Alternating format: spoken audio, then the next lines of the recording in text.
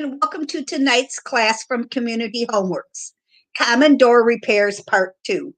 I'm Jean Walker, and I work at Community Homeworks as the Education and Volunteer Coordinator. I help get the classes ready, and we're so glad that you're able to join our class this evening, as is my cat. Our presentation tonight is a Part 2. If you missed Part 1, you can go back and watch it on our Facebook page or on our YouTube channel. We hope that you did see Part 1, but if you didn't, please go back and check it out. It has lots of good information in it also. If you are with building blocks, welcome. Please pass the word that these classes are great things for you to watch and learn how to do your building blocks projects this spring and summer. And we hope many of you are doing that. Tonight, our presenter, as soon as I learn how to talk, is Lee Taylor from Habitat for Humanity. He is a great teacher and has lots of wonderful knowledge to share with us. Welcome, Lee. Oh, well, there's Lee. All right. Grip on something so I can get it out of the way. So Lee will be doing Part 2 of Common Door Repairs this evening. One question that he had was if anyone wants to know how to replace a doorknob, correctly? From the old style, I can show. From the old style to a new style. He'll show you an old style. So something like this. Where there's no lock in the doorknob, correct? Well, it can lock and everything else, but something more like this. Okay. Yeah. So if anybody would like that gone over this evening, please type it in the comments or the chat portion, and we'll be sure that we make time to cover that. Go ahead, Lee, and let's get started. All right. Well, again, my name's Lee. And like Jean said, thanks for watching on either live or later. If you are watching live and you have a question, please ask. It is a lot easier for me to be able to answer a question now than later, but they can also do that all too. So this is Common Door Repairs, second part of Common Door Repairs. What we went over last week was really kind of concentrating on lock sets. So we were talking about how to take apart lock sets and deadbolts and the different types of strikes and latches and some of the issues that you can possibly run into. And then we were talking about, a little bit about the adjustment on the doors. And I got into that just a hair. I talked about that adjustment screw. Don't look at this door too much, but it's a prop. But I talked about using this space right here, a longer screw, to be able to adjust that door up. And we'll go over that a little bit more also today. So what we're going to be talking about more so today are some of the common things that happen with doors. Whether it's hinges, whether it's rubbing, it's sagging, that sort of stuff. That's where that adjustment comes in. I'm also going to go into some minor repairs and kind of what to watch for when you're doing something like that. So I'll start with, I always like to start with, how do you remove a door? So if you ever have to pull a door off, we'll use this prop over here. And like I said, some doors have 3 hinges, some have just 2. Doesn't really matter. But if you're going and you want to be able to remove your door safely without breaking anything, we're gonna go over that. I want to go over a few little parts of it first, just so if I'm referencing them, you're not going, what is he talking about? So obviously you have the door. Like I said, this is an old exterior door, but it doesn't matter interior, exterior, it's all the same. You have a frame. So the frame of the door is actually pre-assembled, and like I said, the frames are they're all about that thick, and then it sits inside of the framing of your house. you can peek around the other side in the dark, but you know, in the rough framing, so that sits inside that rough framing. So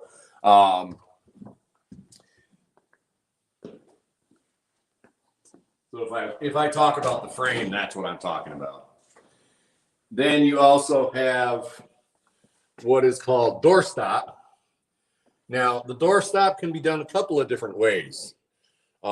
This is kind of an integrated doorstop. It's actually part of the frame. So it's this piece is actually cut out where this is a little bit thicker. You can also see that on this exterior door. It's the same thing where, you know, you have the frame and then you have, try not to break anything.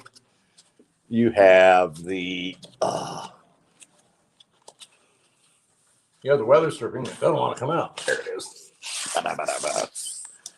So you can see with this one, this exterior door, this door stop is actually built into the frame. So the stop is actually part of the frame.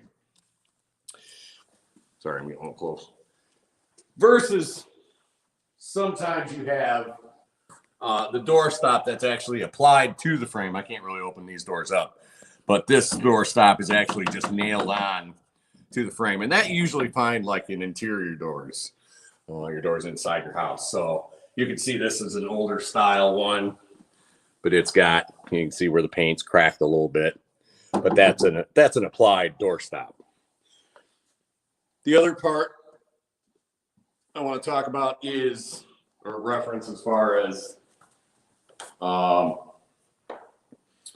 terms, is the threshold. And thresholds are only going to be on exterior doors going to the outside. There are a lot of different styles of threshold. This is kind of a more modern door that you're going to be finding in most houses. This one here, this is an older style. You know, this would be facing the outside. And this whole threshold is kind of an older style threshold. So there's a couple of different types of thresholds out there, and we'll get into those also. So let's say that you want to remove a door for whatever reason. So first, what you want to do is make sure that door latches. If it doesn't latch, we talked about this in last class, maybe it's dropped a little bit, that sort of thing. You may have to do a slight adjustment on that door. We were talking about that adjustment screw. It's the same with an interior door, so it doesn't matter. So if it's not wanting to latch because that latch is dropped down, you know, or the reveal on the top here is tight on the hinge side and opens up to a bigger gap on the strike side. So when I say strike side, that's the side where the doorknob's on. Hinge side is like where the hinges are. So what you may have to do first is open that door up. And in this case, this has 3 screws in it. You always want to go the screw closest to the middle of your door frame. And that's just so that you're actually digging into your framing of your house, and not necessarily the drywall or plaster that could be potentially in there. So if that's the case, you can pull that screw out, put a longer screw in, make sure the screw is going to fit. So what I'm talking about with that is, you can see here's an interior style. You have this diameter here. You want to make sure that screw head is going to fit flush, so that it's going to be, when it sits in there, it's not going to be protruding out too much. It's going to be flush with the hinge. But again, you know, it's usually a couple inches long. And what you're doing is you're running that screw in to pull. Basically what you're doing is you're pulling that door and that frame back into square. So it's done something like this, right? And that's out of square. And as you pull it, it's going to rack that frame back up a little bit. And it's just slight, but sometimes it's enough to make it so that that latch can latch again. So, and I would suggest doing that with you can do it with a drill driver. Impact driver is the absolute best to be able to do it. We talk about those in our power tools class. It can be an ankle or a wrist breaker trying to turn that screw in, especially if you're into old hard lumber. Little trick you can do when you're trying to run a longer screw in is get some an old candle or an old bar of soap and actually rub the screw in get the soap or the wax into the threads. That makes it so that you can be able to tighten that up, be able to turn a little bit easier. You also probably want to pre-drill a little bit with a little smaller drill bit to make it a little bit easier. So anyways, and we'll get into this stuff also a little bit more. So I make sure my door's latched. Okay, good and latched. Then what I'm going to do is I'm going to get my just simple hammer, and I like the little flat blade screwdriver. Now, with most hinges, I say with most, the bottom is opened up. And I could show you actually over here. I'll bring it on over. Well, maybe I'll bring it on over. Maybe I won't bring it on over. Now, the bottom is usually open. I'll use this guy as an example. The bottom is usually open where the pin is in there and I can drive something small up in there, whether it's a nail or a nail set or something along that line, to be able to pop that head of that pin up a little bit. And like I said, most hinges are. These are a little bit different. They're kind of hard to see, but they're kind of a security hinge. So on that note, I like to leave all my hinges up just a little bit, so I can get in there and be able to get a screwdriver in there. Now you can, if it's driven down tight, you can get a screwdriver in there. Like I said, if the bottom's open, get something small like a nail set or something just to pop it up like that, and then be able to work on it by just driving it up. Now, I'm showing you how to do this when you're by yourself. So anytime you're taking a door off, you always start at the bottom hinge. I don't care if you have 3 hinges, 2 hinges, it doesn't matter. So what you're going to do is release that hinge a little bit, that pin, and you're going to drive that pin up. Sometimes if those pins haven't been pulled in a while, they can be grouchy. What I like to do is I like to just make it so I don't want to pull it out necessarily, especially if I'm by myself. I want to make it so all I have to do is grab it and pull it.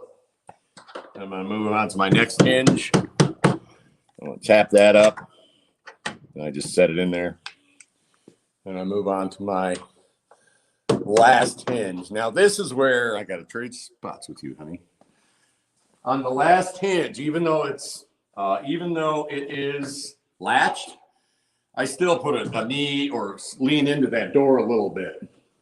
So what I can do is I make sure that's loose. Set my stuff off to the side. You can see I'm putting a little pressure on the door. Technically you don't have to, but it's always nice to kind of err on the side of caution. So this door is actually, the pins are pulled. Set them off somewhere where I'm not going to lose them. Then what I'm going to do is I'm going to unlatch it. And I keep a hand on that hinge side. I'm going to open it up. And I'm going to pull it out. Set it down. Now I have access to be able to work on the door and do whatever I want. The reason we always start at the bottom is that, like I said, when it's latched, it's most likely going to stay inside that frame. I've seen it where somebody has started at the top and worked their way down, and they have trouble getting that last hinge out, and that door decides to do one of these sort of things, and it puts all that pressure on that bottom hinge, and it actually breaks your frame. Then that's a whole other mess that you got to try to fix. So to remove bottom up, to be able to put back on, you do from the top down. We'll go over that in a minute. So that's how to be able to remove that door. And you set it off to the side where it's not going to be bothered.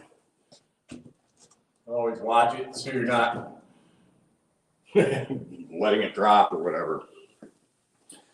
So we're talking about hinges. So a lot of times what happens with these hinges is that they just get loose with use and time. They just have a tendency to get wobbly, where the screws aren't holding any longer, that sort of thing. So, and you can do this with the door on or the door off. It doesn't matter. I'm going to grab something real quick and show you how to deal with that.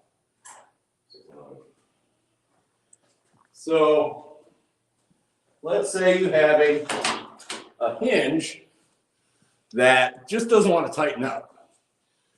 So, or it's stripped out. So you can tell if it's stripped out where if you're turning it clockwise, it just doesn't snug up. It just keeps spinning and spinning and spinning. If that's the case, what you're going to want to do is remove your whatever the hinge is. And these screws, like I said, outside the adjustment screw on the very top hinge, they're going to be little short guys like this. Set those off to the side. Pull that out. And let's say that this one here was stripped out, where I couldn't tighten it up. So there's a couple of ways that you can deal with that. What you can do is you can get glue. Oh, I put it in my pocket. That's what you can get simple wood glue, something along that line. You'll hear a lot of people say use like a golf tee. I don't play golf, so I don't own one of those.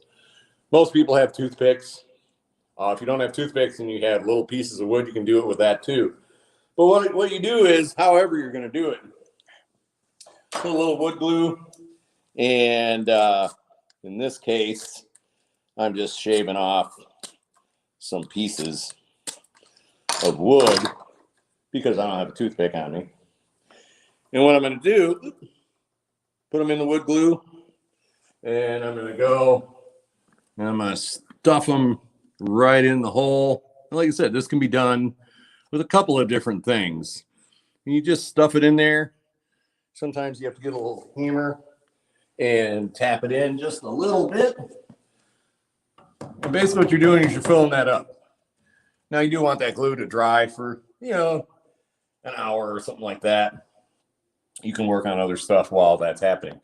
Once the glue is dry, you can get your utility knife. You know what you're going to be doing? You see it? This way? You're going to be going along and just cutting that.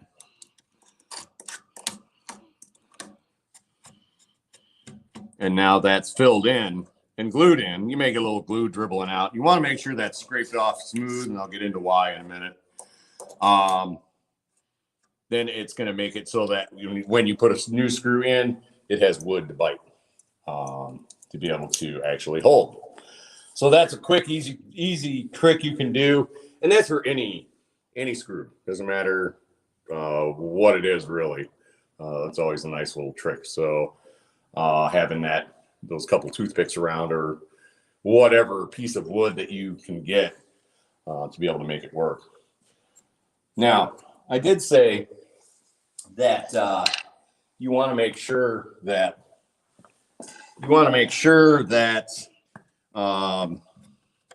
it's flush. And the reason I say that is because when you put the new hinge in, and I'm going to just grab the old hinge that we have. Now, let's say your painting is a good example. Let's say somebody's painting and they don't want to cut around the hinges. They don't want to paint the hinges. So they strip the hardware off the door. They take the door off and they take the hinges off the door. They take the hinges off the frame and they paint their frame. They do all this sort of stuff. And that's fine. Then it comes time to put these hinges back on. Well, a lot of times what happens is people will get paint built up into the corners, like in here, or they'll get big dribbles or whatever. It doesn't seem like that big of a deal, but the issue is that when you go to put the hinge back on, you want that hinge to be flush with the frame. Sometimes it takes a little bit of, oh, sorry, shouldn't show you. Sometimes it takes a little cooperation or a little persuasion with a hammer, but you want that to be relatively flush. The reason is that if it's not, let's say there's something behind there. Let's say it's that piece of wood that you use to repair it, and it's pushing that hinge out. It's going to mess up the swing of the door. I've where the door works fine. Somebody takes the hinges off, either to replace them or paint or whatever, and then they put new hinges on, or the old hinges back on, but it's pushing out. It's only pushing out maybe just 1/8 of an inch or something like that. Sometimes that's enough to be able to make it rub on the strike side. So anytime you put in new hinges or replace your hinges for whatever reason, you want to make sure that the hinge itself is flush with the frame. And that's kind of what I was talking about with the screws, as far as the screws being flush. And you can see with this one here that it's nice and flush. All right. Now I do want to show something that's kind of interesting. So with these hinges and most hinges, now I'm picking on three screw hinges right now. These line up, right? But here's the trick. I can put it on like that, and they still line up. The holes still line up. But is it correct? No, it is not. Now, how do you know if the hinge is on backwards or not? What you're looking for, and you might not be able to see it on the camera, there's a little bit of a bevel. That bevel is what makes it so that screw sits flush. So again, like I showed you, put that in, that sits flush, it's good. But if I flip it around and I put that same screw in, see how it's not flush? It's actually sticking out. That's not a good thing, because what will happen is that these hinges are designed to be able to swing a certain way. So when you're putting your hinges back on, you want to look for that little cutout, that little bevel, and you put your screws in, and then you reinstall the door, and we'll get into that.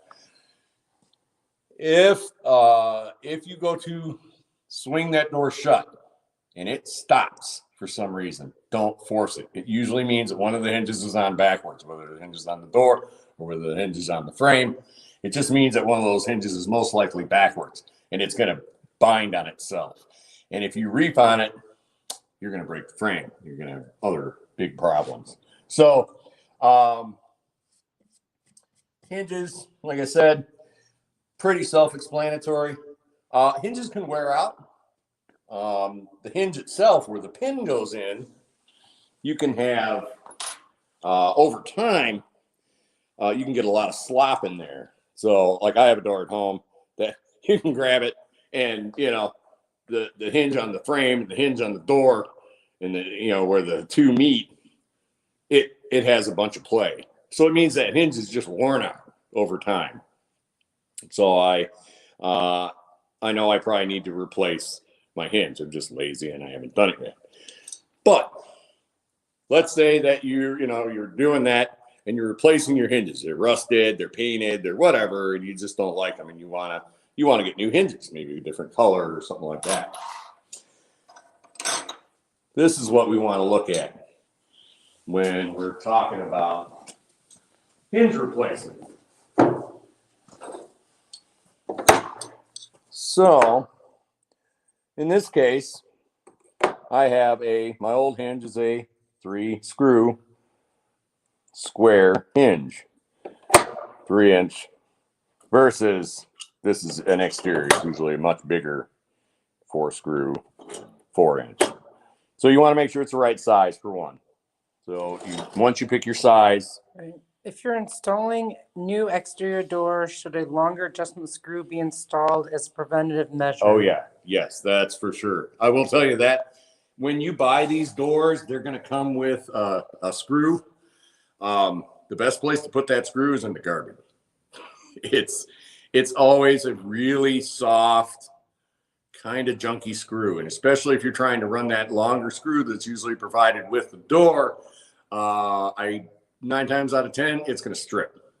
And then you're going to have a real problem getting it out. So what I like to do is I get like a deck screw or something like that is going to sit flush, like we were talking about with the other screws. The heads of the deck screws can be different sizes. And you can just, you know, like I said, drop it in to be able to make sure it sits flush, or even just a hair up is just a little bit is all right.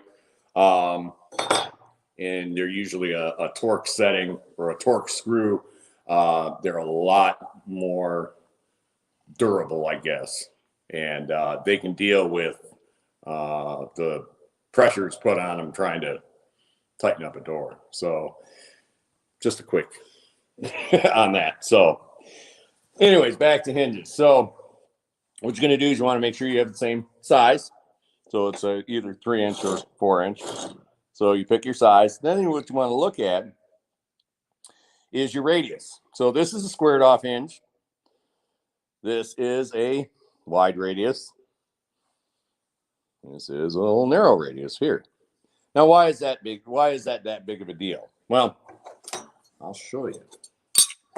We'll grab our new hinges. We'll come over here and see.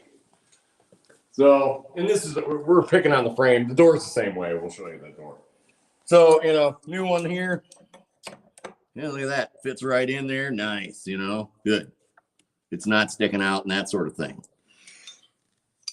Now, let's say the hinge that you pulled out was one of these really big radius hinge. Will it work? Yeah, but you have this gap in there. That looks ugly to me. Will this one work? Yeah. But you still have a gap in that upper corner. The issue is when you have usually these wide radius ones in there already, and it's cut out. It's the frame is cut out a little bit so that hinge is flush. And now all of a sudden you're having to chisel out the corner to be able to make that hinge sit flush, if that makes sense. It's possible to do. It's just a little more work. What you would do is that, you know, if you really wanted to,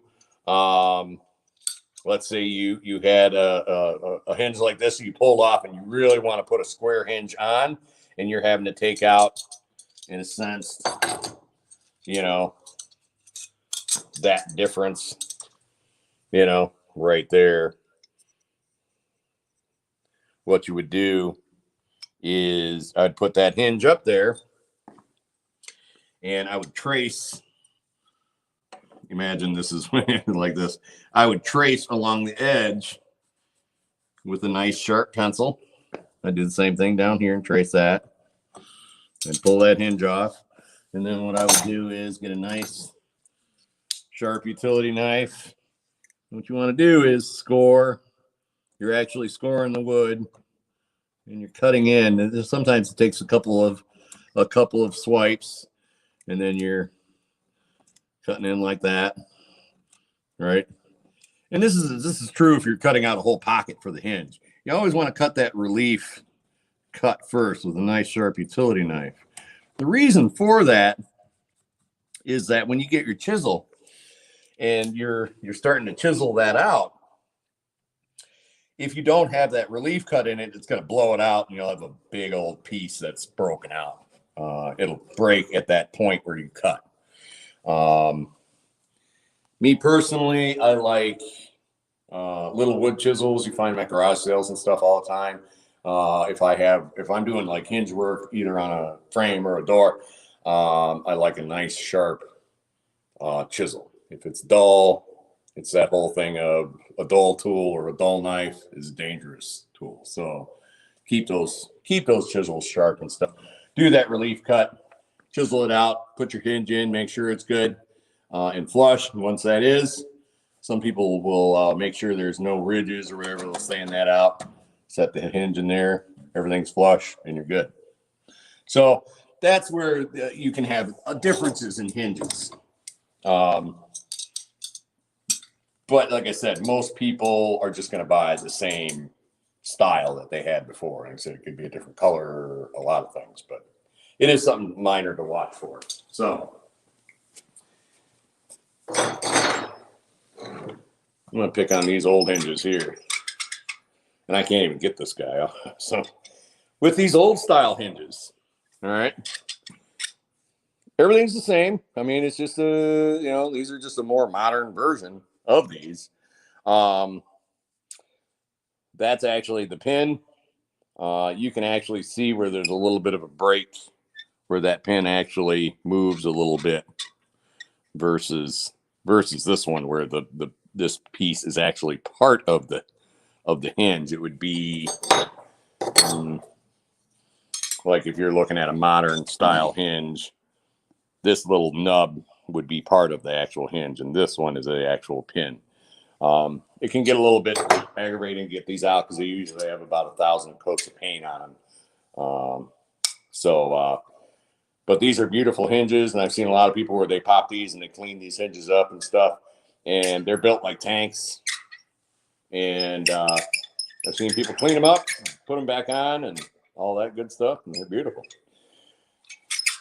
If your hinges squeak, I like a little bit of, you can use WD-40. Some people use like a little bit of light grease or something like that to be able to wipe it on the hinge pins before you put them in. Sometimes if the door's squeaking, you can just squirt a little WD-40 and that'll be enough to be able to make it so that it stops squeaking. So I can keep going on about hinges, but we got to move on to something else. And if you guys have a question on that, like I said, please ask. So everything I talked about with hinges. Wait, I have a steel door that cosmetically seen better days. Okay. The frame and hinges are all good. Okay. Can I replace the door only without putting a new frame on? Are the stock doors all pretty much the same size? No. All right. So you're saying you have a modern style door like this, right? Modern-ish. The issue is that if the door itself is beat up, but your frame's in good shape, the problem that you're going to run into is two parts. One is the hinge placement. So what you would have to do is you would have to, let's say you're at a garage sale or something like that, because you're never really going to be able to buy just an exterior door, steel door by itself. They sell them with door and frame together. What you would have to do is measure, and I'm talking measure really carefully, from this point to the top of the hinge, and then to the bottom of the hinge, and then from this point to the middle hinge, top, bottom, and then from that point to the bottom hinge, top, bottom. If all that lines up, and I'm talking lines up really good, down to the 64th, I mean, you're talking a frog's hair, right? That's great. You ever heard that term? Oh, sorry. So that's the first thing that you have to look at. The second thing you would have to look at is where your latches go, your bottom latch and your deadbolt, if it's that style. So is it possible? Yes, it is possible. It can be a bit difficult to find that particular door, but I've seen people do it. Sometimes people just, if they're, visiting garage sales and stuff like that, and they see a door, they'll take those measurements real quick and check. And then the other thing would be the swing of the door. And what I'm talking about with the swing of a door, with an exterior door like this, it can be changed. About the only issue, let me show you with this. So like this door can be changed because where the hinge cutout is out of the door, it's a full cutout. So this door could swing either way, I guess. There's no real difference as far as how the door is constructed, that sort of thing. So the swing of the door is not necessarily that big of a deal. Where it can be a little bit of a deal is when you have a situation like this, where this is set up to where the hinges, this part of the hinge, 9 times out of 10 is on the inside of the house. So let's say you find a door and all your measurements work out right, and all that, and you're really lucky, but the swing is different. And when you look at it, it's this style where you have this little bit of a cutout. Well, all you would do in that case is if you want to flip that hinge and change that swing of the door, which we'll get into in a second as far as what I'm talking about with swing, would be remove the screws, score it like we talked about with on the frame, but you're doing this on the door, score it, clean it out. So you're actually removing that. So it looks like this door over here where you have, you know, a full cutout on both ends, you know, and put your hinges on. And then that will change the swing of the door. So is it possible? Yes. But it is a little bit of work. So when I'm talking about swing of doors, and I'm kind of getting into some of the details as far as the details of buying a new door or making sure that people are understanding what you're looking for, it's really easy. So what you're going to do is, if you want to know what your swing of your door is, you're going to open your door up and you're going to put your back to the hinges on the hinge side. And you're going to put your arms out. And if your door swings to the left, it's a left-hand swing. If it swings to your right, it's a right-hand swing. Easiest way to do it. People get real confused saying, well, I'm on the outside and the swing, you know, it's like, it's either left-hand swing or right-hand swing. And back to the hinges, your left arm goes out, left-hand swing, your right arm goes out. As far as copying the swing of the door, it's right-hand swing. Doesn't matter if it swings in or out, doesn't matter. So, but that's a quick lesson on, you know, on the swing of that door. I want to get into how to put a door back on, because we are rapidly running out of time. Seems always the case. So I'm going to get my hinge back on. I'm checking it to make sure it's flush. I'm happy with that. I'm going to put all my screws in and make sure I can snug them up. And if I want that long screw, even with an interior door, it's fine. It'll be that top screw closest to the center of your door frame. I'm going to put my screws back in. I'm going to snug them up. If I've removed my hinges off of my door, I'm going to put those hinges back on. And again, looking at that bevel is letting that screw head actually sit flush. All right. Then what I'm going to do is I'm going to get so I have my pins relatively close by. That's why I like this little pocket. I can put them in there like that and not lose them. All right. Then I'm going to grab my door, bring it on over. If you have somebody to help you, it is much nicer. But I want to show you a little trick that I like. And there's controversy on this one. You have, generally with hinges, you have one that has 2 sections and then one that has 3 sections. I personally like to have the one that has 3 pieces like this on the door. Why? Well, this is why. Because when I go to put a door in, I can put my finger underneath it and help get that door in. So what I'm going to do is I'm going to lift that door up. And I've already made a mistake. I'm going to get that top hinge in first. I haven't closed the door, so I'm keeping a hand on it like that. And this is why you want your pins in place. And I'm going to just set that pin in. Now I can take my hands off. I should have had my hammer closer, but I didn't.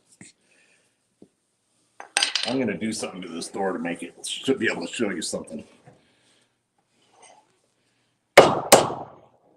And of course, so now I'm going to work on putting my middle one in.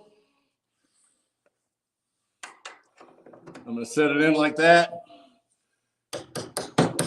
Tap it down just a little bit. Remember I talked about leaving it up just a hair. later so you can pop that pin out. Now let's say this bottom pin, they don't want to meet up, let's say. And that happens when you pull the hinges off. They can move just a little bit.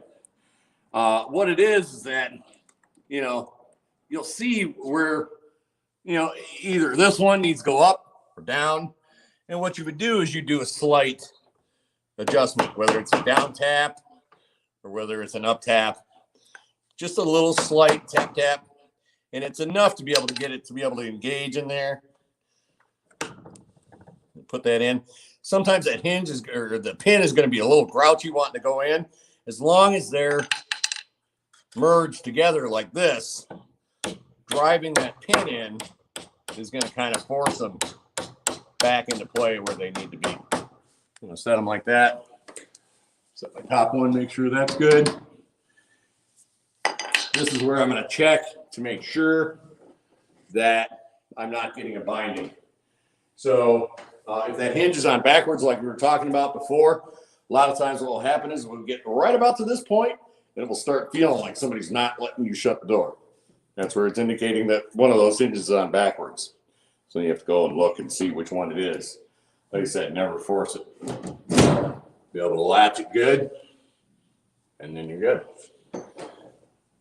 Now, I want to go over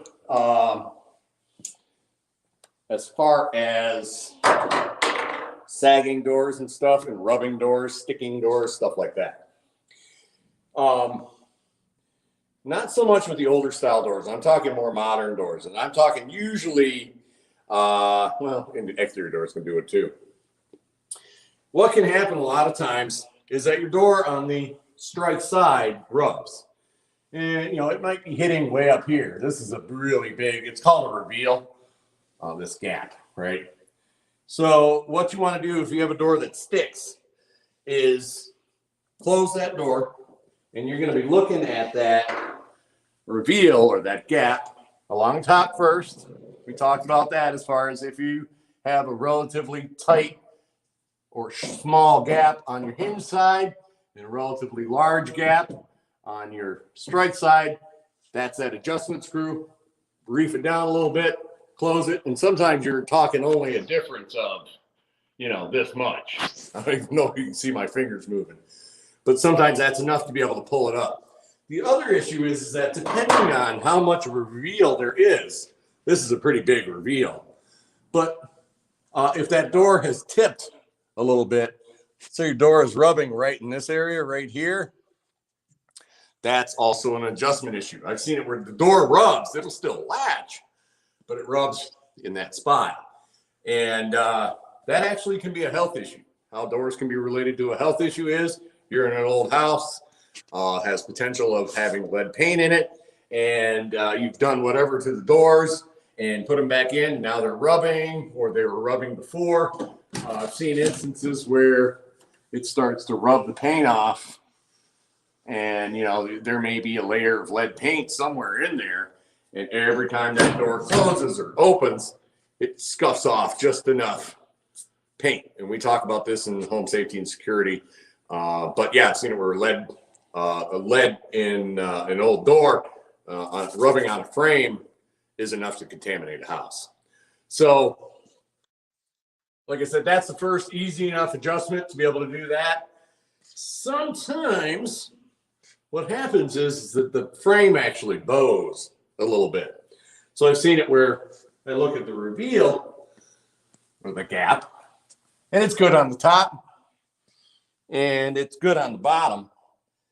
But in the middle, usually by the lock set, it may be pushed in real tight, or it may be bowed out, a much bigger gap.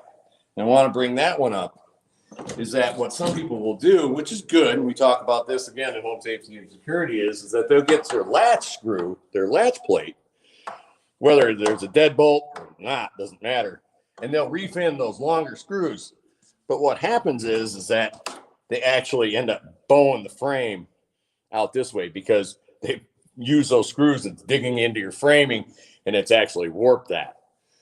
If that's the case and you're seeing that warp where that latch doesn't want to catch, put some kind of a straight edge long level or something nice and straight right up to this.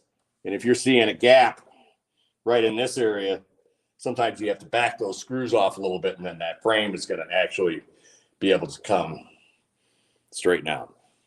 So that's a common thing that will happen, especially on your strike side. Doesn't usually happen too much on the hinge side. So we have 15 minutes left. Does anybody have any questions? We have 10 minutes left. Oh, I'm looking at that clock. Oh. 10, 15 minutes. Okay. So the doors can swell. So this is an issue. And this can happen, like I said, interior doors, exterior doors, doesn't matter. And everything we've been talking about is transferable to both doors. Generally what happens is that summertime comes along and you get that higher humidity and there's more moisture in the air. That door is going to suck up that moisture and that door is actually going to swell. So if you have one of those issues where, man, that sucker just does not want to close, it keeps rubbing and binding, and you've gone through these other tricks as far as the adjustment screw and checked your frame to make sure it's not warped and that sort of thing, the issue could be your door actually sucking up that moisture. Usually the issue is that either A, it hasn't been painted. Even a steel door can do this occasionally if it's got wood framing on it. So when you're painting your door, and they talk about this in painting class, yes, you paint the front, the back. You need to paint the sides also. If for some reason the paint that's was on there has been rubbed off or trimmed or whatever it is, it's allowing that moisture to get in. Don't forget about the top of your door. If we were to hold the camera up there, you might be able to see. I can't see. Yeah, it. well, I can't see the it. top of that door a lot of times is raw. So people paint their door and stuff, and there's nothing protecting, nothing sealing that top edge. So that moisture can get in and really swell that door up over time. If it goes back and forth, like wintertime, it closes just fine. Summertime, it swells up.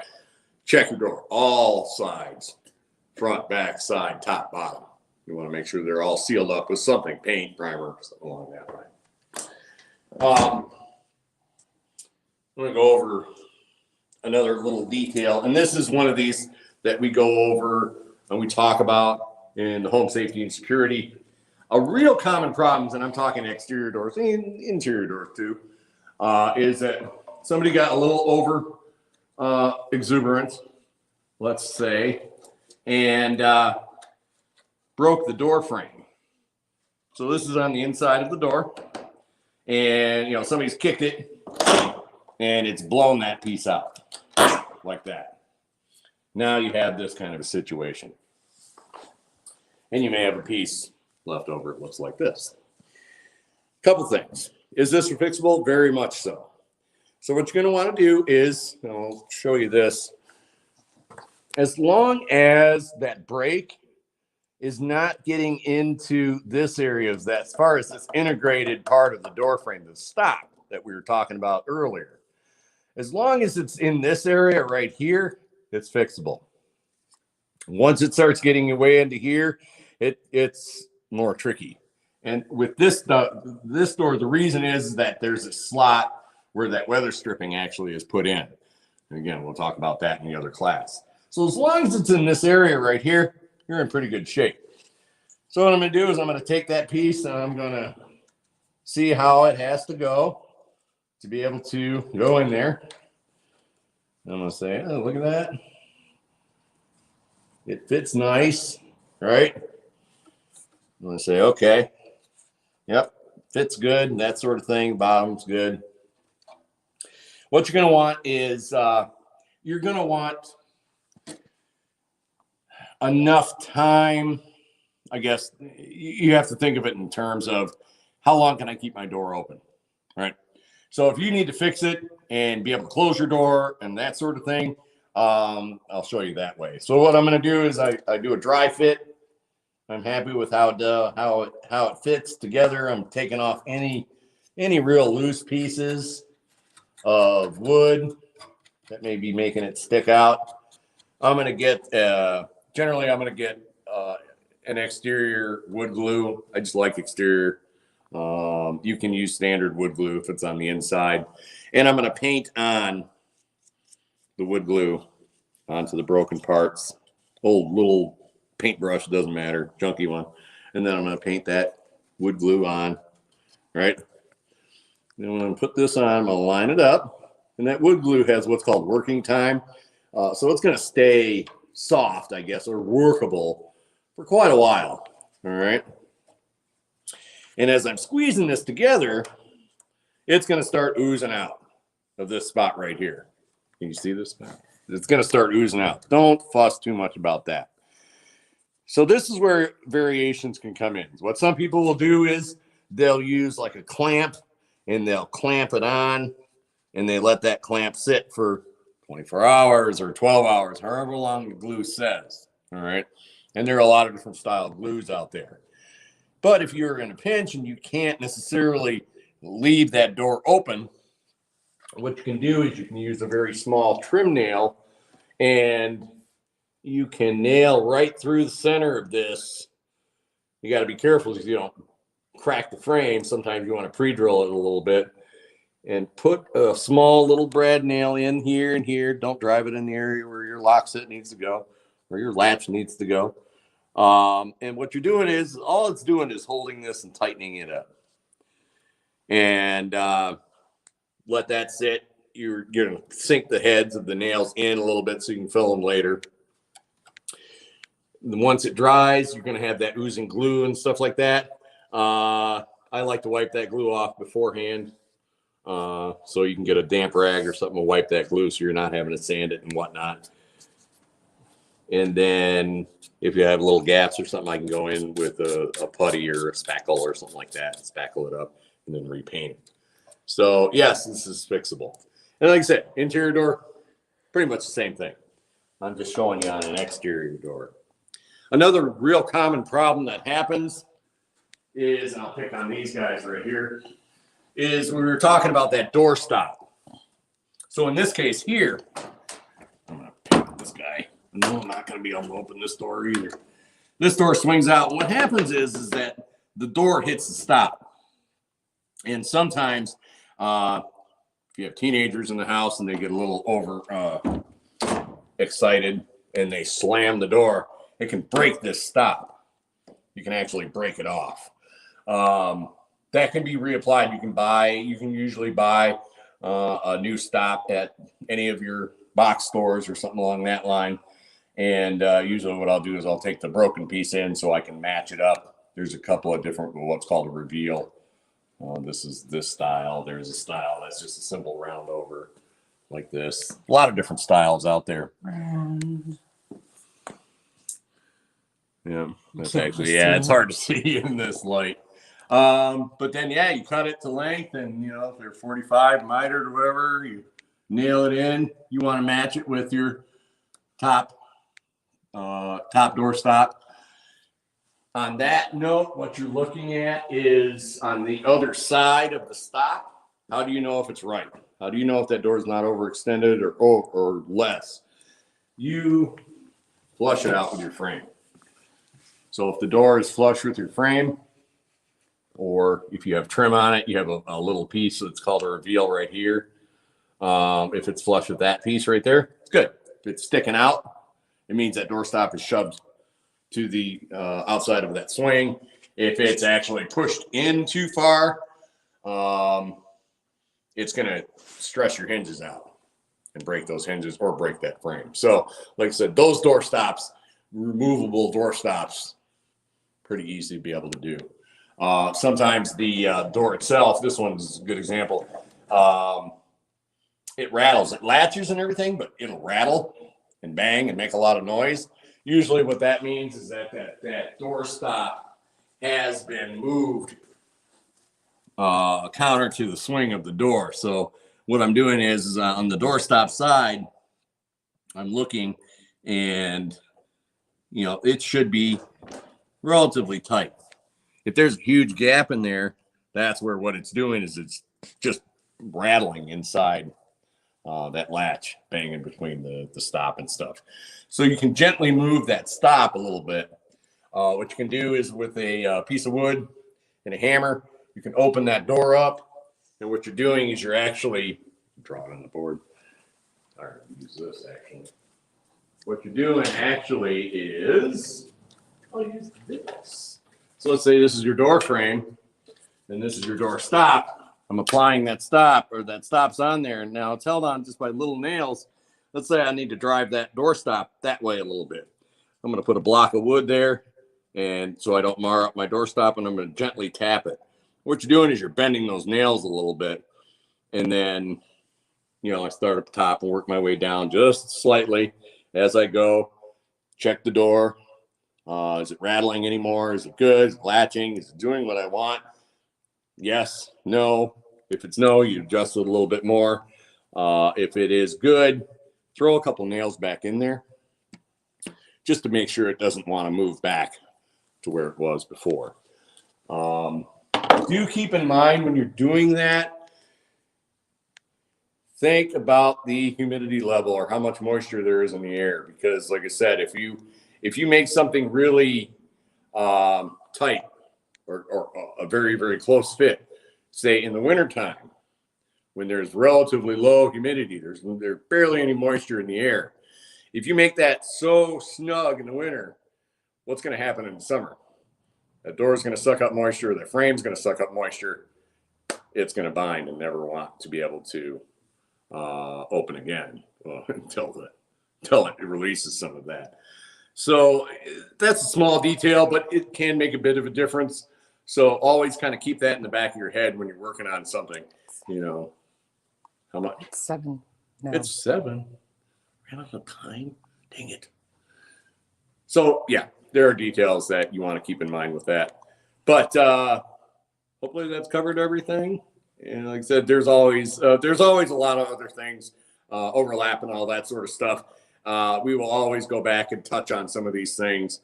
The idea, like we said before, is to show how all your systems and all that stuff in your house overlap and can affect one another. So hopefully that was helpful. Any questions? Lee, it was wonderful as usual. Thank you so much. You're welcome. There's so much that you share with us. I'm sure people can go back and look at this and catch all the parts that, you know, we covered quickly, or you covered quickly. Yeah, some too sorry. No. If you have questions, you can email them to us at the address that's going across your screen, and I will pass them on to Lee and get answers for you. We'd also like to remind you that we are a nonprofit organization and rely on donations to stay afloat, to help the folks in our community. If you would like to donate, that information is also scrolling across the bottom of the screen. So hopefully you had a good time tonight, and that you will let your friends and family know about our wonderful classes, that you can go back and watch everything we've done since last fall on our Facebook page or our YouTube channel. Thanks for joining us this evening. See you next week. What was that? Dang it. Oh, I got